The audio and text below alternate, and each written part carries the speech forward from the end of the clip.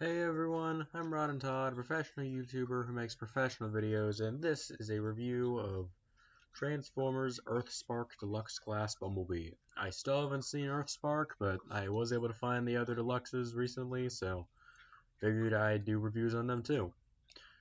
So anyway, we're going to start with Bumblebee's not robot mode, with Bumblebee's vehicle mode. And I just want to get this right out of the way. A lot of people were saying this thing kind of looked like Reverb from Acceleracers. Am I the only one who thinks that Bumblebee's vehicle mode kind of looks like Splitwire?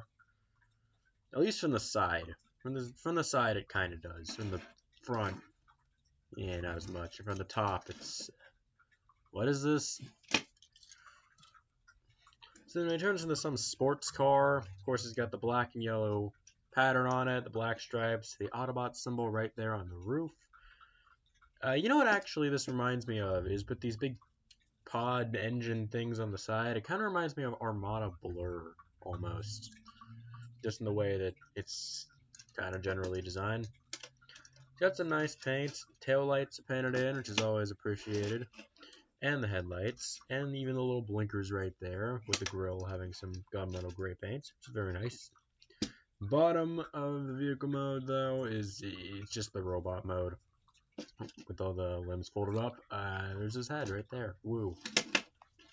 He does have opening doors as a part of his transformation, and if you know me, you'll know that I always love it when Transformers have opening doors as a part of their transformation. Like, sure, there's no interior, but I've always just kind of liked it when they do that. Kind of makes it feel a little bit more like a real car.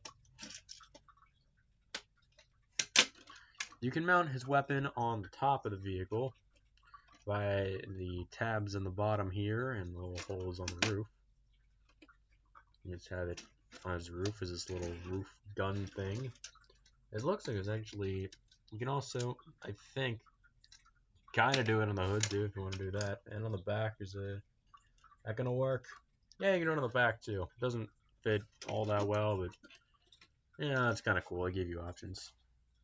The wheels actually roll surprisingly well. It's a very good car in terms of rolling, I guess. I don't know. Of course, it does have that weird thing that Hasbro likes to do, where you can see the mushroom pegs on one set of wheels, but on the other, you can't. I don't know why they do that. That's so it's just kind of a little frustrating. But other than that, I'd say it's a pretty clean-looking vehicle mode. If you don't look at it from the bottom, it's kind of hideous. But you know, other than that, rolls very well, holds together. It's very solid feeling in vehicle mode there.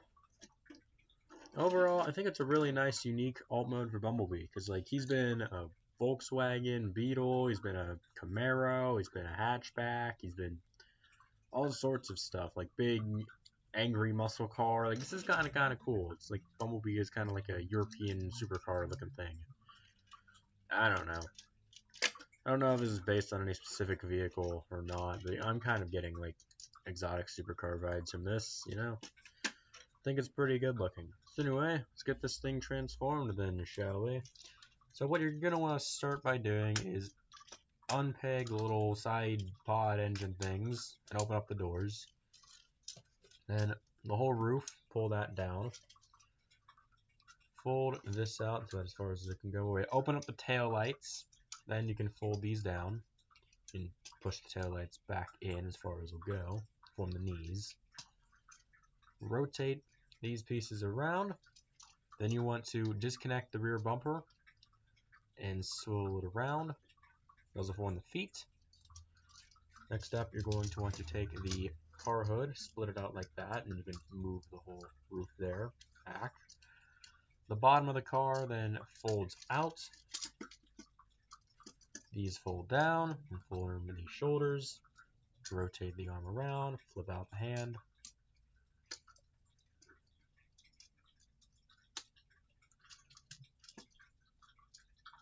And then this part gets a little frustrating. You fold this piece in, and then you have to fold. Oh, right. Did I just break it? No. Okay. Got stuck behind his head. Sounded like I broke something.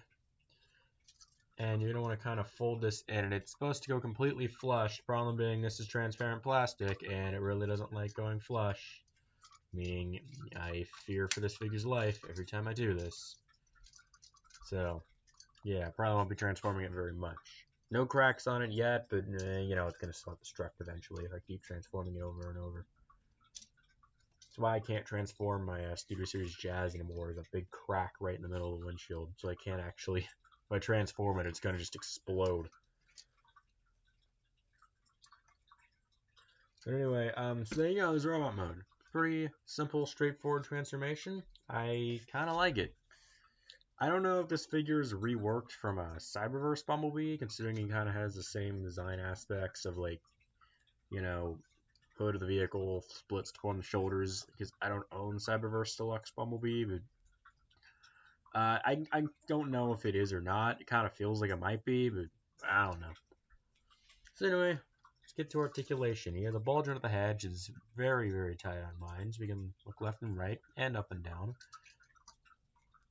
He has kind of a hinge right there at the shoulders to move it up and down, and the ball joint there to move it all the way around. Ball joint at the elbow, so you can bend at the bicep and swivel there. He does not have a wrist swivel or a waist swivel. Ball joint at the hip, so you can move his leg out, forward, and back. Bend at the knee, swivel at the thigh, and his feet are in ball joints, allowing for some ankle pivots and some back and forth motion too. Although those ball joints and the ankles are very stiff on mine. I don't know if it's a universal deal, but you know, whatever. Prefer it to be really tight over really loose, you know. So I think this is a pretty clean looking robot mode. It does have a fake chest, but I do think it's hidden pretty well back there anyway.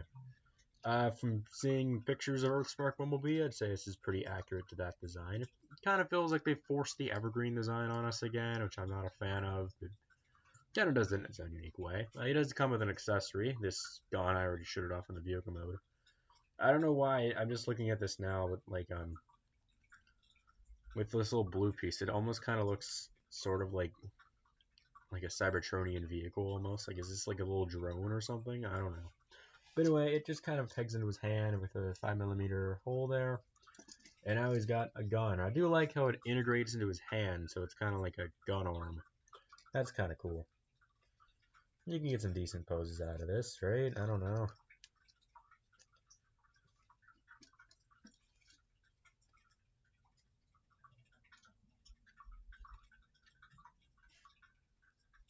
Yeah, that looks pretty good. He does also come with a Build-A-Figure part from Mandroid. It comes with the right arm. Megatron came with the left arm. This one's the right arm. It's a robot piece, robot arm thing. Mandroid's going to come with apparently an extra robot arm. From what I can tell, it's going to be like interchangeable robot arms. You can give him 2 robot arms or the half and half look of the human arm and the robot arm. I don't know how that's going to work out. But yeah, just like with the other one, no elbow joints, which is really, really crappy. But I do like the metallic blue paint and the purple. Looks like Mandroid's going to have this really cool piece together look. I think that's going to be really neat. But yeah, for now, just chuck that to the side. Oh yeah, and just like with Megatron, I'm assuming you can hold this. Just like with Megatron, you can't hold the ball joint, so you can give him an arm. I think it's a little more funny having Megatron just like a human's arm that you ripped off. This one's just like a robot arm. But if you want, you can give it to like a movie Optimus Prime toy and have it be like Revenge of the Fallen, where he rips off Starscream's arm and then proceeds to beat him with it.